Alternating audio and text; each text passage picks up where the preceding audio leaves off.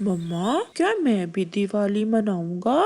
जग्गू मेरे बेटे, मेरे पास इतने पैसे नहीं हैं कि मैं आपको दिवाली मनाने के लिए कुछ लेकर दे सकूं। मम्मा, क्या सभी पक्षी गरीब होते हैं? मैं एक गरीब घर में पैदा हुआ, इसमें मेरा क्या दोष है? कोई भी त्योहार हो, आप हर बार यही कहती हैं कि हम गरीब हैं। वो छोटा कौवा अपनी मम्मा से लड़ रहा था। बेटा, आपके पापा नहीं हैं। अगर आपके पापा होते तो वो भी आपको दिवाली पर पटाखे ला कर देते, फुलझड़ियाँ ला कर देते। मम्मा, मैं कुकू से पूछ कर आता हूँ। अगर कुकू की मम्मा ने उसे कुछ पैसे दिए होंगे तो हम दोनों इकट्ठे ही दिवाली मना लेंगे। फिर जग्गू कौवा अपने घर से निकलता है। वो सीधा कुकू के घर जाता है। कुकू तो पहले से ही रो रहा था। जग्गू, जग्गू, इस बार फिर मुझे कुछ भी नहीं मिलेगा। मम्मा कहती हैं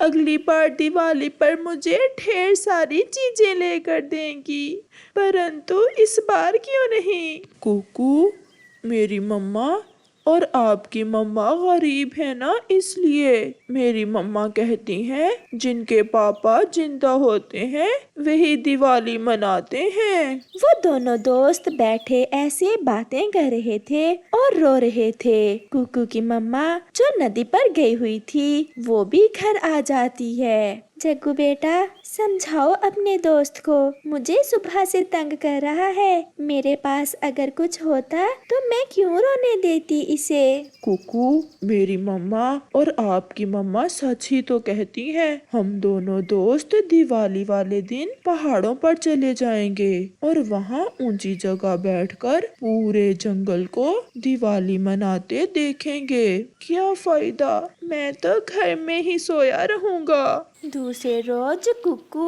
और जग्गू का दोस्त उनके पास आता है। कुकू और जग्गू, आज दिवाली है, मैं आपको लेने आया हूँ। चलो हम मेरे घर जाकर इकट्ठे दिवाली मनाते हैं। क्योंकि क्या आपके मम्मा पापा ने आपको दिवाली मनाने के लिए चीजें ला दी हैं? मेरे पापा तो सारा सामान 2 दिन पहले ही शहर से ले आए थे। कुकू और जग्गू बहुत खुश हो जाते हैं। वो ये भूल जाते हैं कि वो गरीब पक्षी हैं। वो किकी के साथ उसके घर चले जाते हैं। घर में किकी के मम्मा पापा अपने बेटे किकी का इंतजार कर रहे थे। किकी बेटा, कहाँ थे? हम कब से तुम्हारा इंतजार कर रहे थे। और ये गरीब से बच्चे कहाँ से साथ उठा लाए हो? किकी के मम्मा पापा जो बहुत अमीर थे, गरीबों से बहुत नफरत करते थे। मम्मा पापा, ये मेरे दोस्त हैं और हम सब दोस्त मिलकर दिवाली मनाएंगे। शर्म करो बेटा, ऐसे गरीब पक्षियों के साथ दिवाली मनाकर क्या जंगल में हमारी नाक कटवाओगे? चलो चलो भागो यहाँ से। कहाँ से आ गए हैं मुंह उठाकर? किकी चाहते हुए भी अपने दोस्तों को नहीं रोक पाया और कुकू और जग्गू वहाँ से चले जाते हैं। वो दोनों दोस्त किकी के घर के बाहर जाकर बैठ जाते हैं। ये लो बेटा, मिठाई खाओ। किकी भी बच्चा था। वो मिठाई की खुशी में अपने दोस्तों को भूल जाता है कि उनके दिल पर क्या गुजर रही होगी। मिठाई खाकर किकी कुछ क्रैकर, बॉम्ब और रॉकेट उठाकर बाहर जाता है और अपने घर के बाहर जाकर वो जल्दी से एक रॉकेट जलाता है। किकी जैसे ही रॉकेट जलाता है, साथ में पड़ा क्रैकर बॉम्ब भी आग पकड़ लेता है। कुकू और जग्गू दूर बैठे ये देख रहे थे। वो जल्दी से वहाँ आकर किकी को धक्का देते हैं और समय ही नहीं मिलता कि वो खुद को बचा सकें। वो बड़ा पटाखा जल जाता है। कुकू और जग्गू घायल हो जाते हैं। किकी के मम्मा और पापा भी वहाँ आ जाते हैं। ये क्या हुआ? किकी, आपने क्या सारे पटाखे एक साथ ही जला दिए? मम्मा, मैं तो बच गया हूँ, परंतु मुझे बचाते हुए मेरे दोनों दोस्त घायल हो गए हैं। अगर मेरे दोस्त मुझे ना बचाते तो शायद मेरे पंख ही जल जाते। ये सब देख किकी के मम्मा पापा को कुकू और जग्गू पर बहुत प्यार आता है और वो कुकू और जग्गू के जख्मों पर पट्टी लगाते हैं। किकी की तरह आप दोनों भी मेरे बच्चे ही हो और दिवाली की रौनकें तो बच्चों से ही हैं। आज हम सब मिलकर दिवाली मनाएंगे। फिर लूसी जाकर गोरी और कुकू की मम्मा को भी ले आती है। वो सब मिलकर गुलाब जामुन खाते हैं और फिर रात को कंदीलें आसमान में छोड़ते हैं, पटाखे जलाते हैं और फुलझड़ियाँ और अनार भी। बच्चों, आप दोनों के कारण हमें आज इस बात का एहसास हो गया कि खुशियाँ मिलजुल कर मनाने का ही नाम है। जितना अच्छा हमें आज लगा, पहले कभी हमें दिवाली पर इतना मजा नहीं आया। वो सब बहुत खुश थे। प्यारे दोस्तों, आप सबको दिवाली की नेक शुभकामनाएं और ऐसे खुशी के त्यौहार पर गरीब पक्षियों का भी ख्याल रखें। आप सबका धन्यवाद। ना जाने हमारे जंगल को किसकी नजर लग गई। कितनी अच्छी जिंदगी गुजार रहे थे हम सब पक्षी, कभी कोई खौफ ना था। लेकिन जब से पहाड़ों वाली गुफा में उल्लुओं ने बसेरा किया है, अब तो हर समय यही खौफ रहता है कि न जाने आज रात किस पक्षी को उठा कर ले जाएंगे। हाँ चिड़िया बहन, अगर मेरी मानो तो हम दूसरे जंगल चले जाते हैं। हम ये जंगल ही छोड़ देते हैं। उल्लुओं के हाथों से मरने से बेहतर है कि हम दूसरे जंगल चले जाएं। जंगल के तमाम पक्षी बहुत परेशान थे क्योंकि उस जंगल में एक उल्लुओं का परिवार आ गया था। बस उसी दिन से हर पक्षी बहुत ही ज्यादा परेशान था। ऐसे कैसे हम अपने घर छोड़कर जा सकते हैं? घर बनाना कोई आसान काम नहीं है। तुम सब पक्षी थोड़ा हौसला करो, हम इसका कोई उपाय निकालते हैं। कौवे भैया, आखिर क्या उपाय निकालेंगे? और वो शक्तिशाली, हमारा और उनका क्या मुकाबला? चिड़िया, तुम और कबूतर चलो मेरे साथ, मेरे मामा जी के पास। हम उससे कोई सलाह करते हैं, वो हमें इसका कोई अच्छा उपाय बताएगा। और फिर चिड़िया, कबूतर और कौवा दूसरे जंगल चले जाते हैं। जल्द ही वो दूसरे जंगल पहुंच जाते हैं। नमस्ते मामा जी, आप कैसे हो? नमस्ते, आओ आओ। कालू, कैसे आए हो? मामा जी, कुछ दिनों से हमारे जंगल में उल्लुओं ने बसेरा कर लिया है और वो आए रोज या तो किसी छोटे पक्षी को खा जाते हैं या किसी पक्षी के अंडे खा जाते हैं। आप बड़े हो, इसलिए हम आपके पास आए हैं। आप बताएं कि हम क्या करें।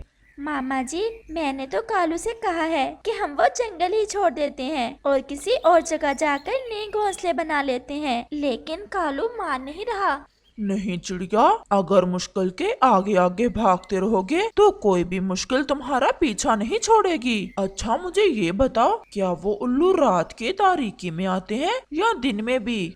नहीं नहीं मामा जी, वो रात को आते हैं जब जंगल में सब सोए हुए होते हैं और वो चुपके से किसी एक आध पक्षी को उठाकर ले जाते हैं, जिसका हमें तो कभी पता ही नहीं चलता। मेरे पास इसका एक अच्छा उपाय है। उल्लू शक्तिशाली तो जरूर हैं, लेकिन अगर तुम सब मिलकर उनका मुकाबला करो तो तुम उनको भगा सकते हो। कालू, तुम ऐसे करो, अपने जंगल में पहरा लगा दो। हर पक्षी बारी बारी रात को पहरा दे। जैसे ही वो पहरा देने वाला पक्षी उन उल्लुओं को पहाड़ों की तरफ से आता देखे तो वो शोर मचा दे। इससे सब पक्षी इकट्ठे हो जाएंगे और मुझे पता है ऐसे वो उल्लू भाग जाएंगे। किसी ने सच ही कहा है, बड़े लोगों की बातें भी बड़ी ही होती हैं। मुझे मामा जी की ये बात बहुत अच्छी लगी है, हम ऐसा ही करेंगे। और फिर वो तीनों वहाँ से चले जाते हैं और वो अपने जंगल जाकर सब इकट्ठे हो जाते हैं। हाँ कालू, अब क्या करना होगा? पहरा कैसे लगाएं? कौन सा पक्षी पहरा देगा? मीनू, अगर ऐसा कर लें कि पहरा हर रोज रात को मैं ही दे दिया करूं और तुम सब पक्षी बारी बारी मुझे भोजन दे दिया करो। मैंने तो वैसे भी दिन को सोना ही होता है, रात को मुझे कम ही नींद आती है।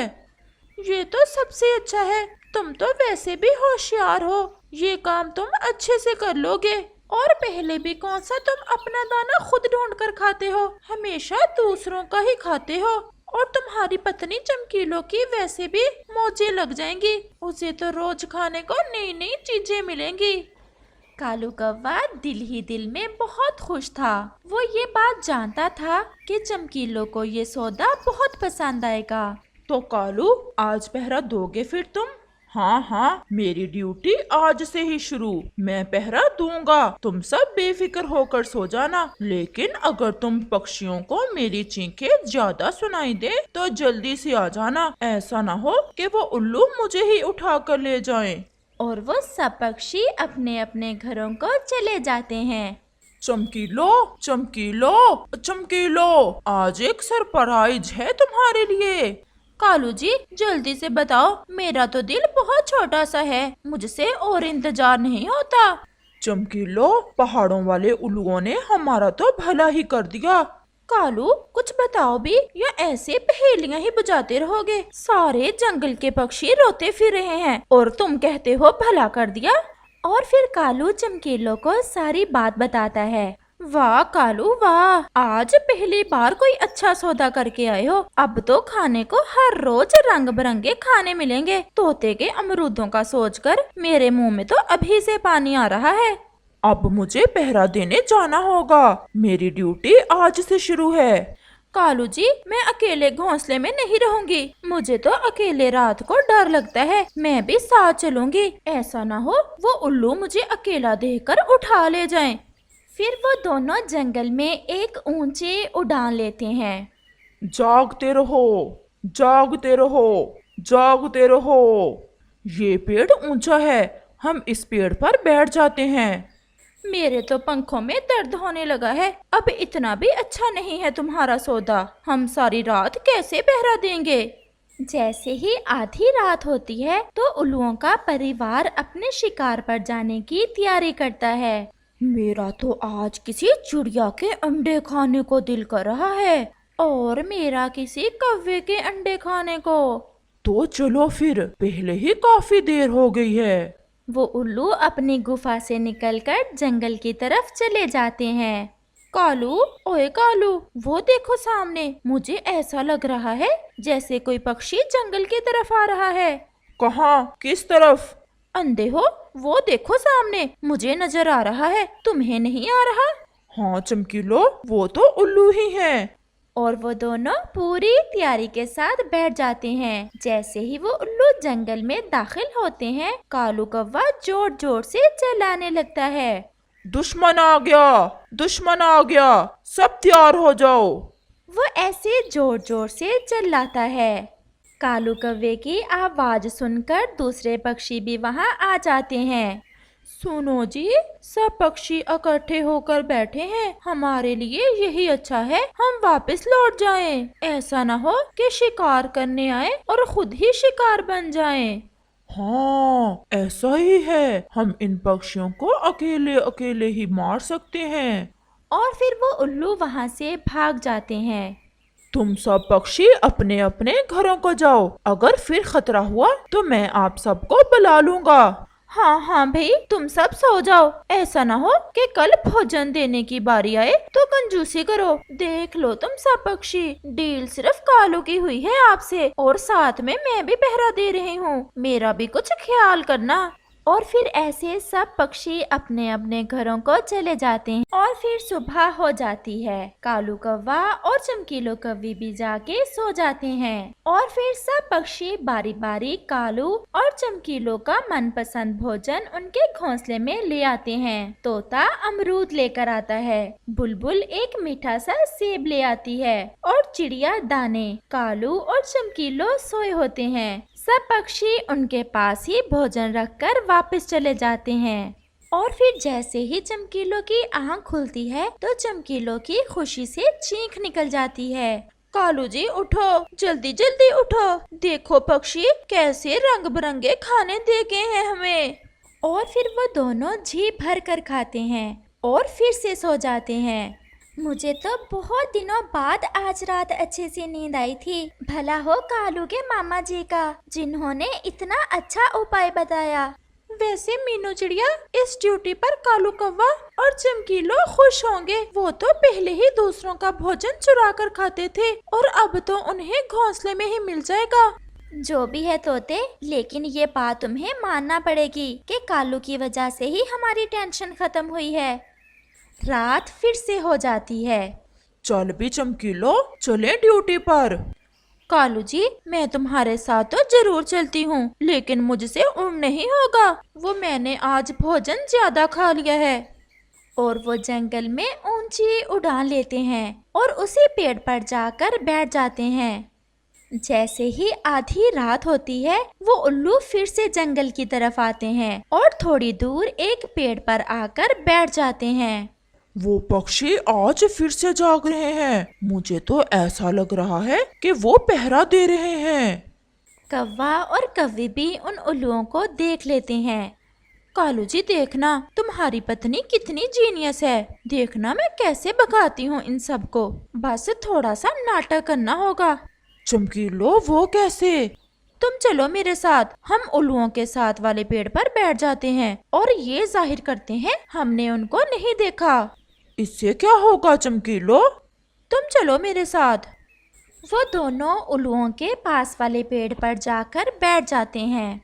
कल तो बचकर चले गए वो उल्लू, लेकिन आज आने दो उन्हें। मैं तो उल्लू की पत्नी का खून पीऊंगी। तैयार है ना कालू सब पक्षी? हाँ हाँ, सब तैयार हैं।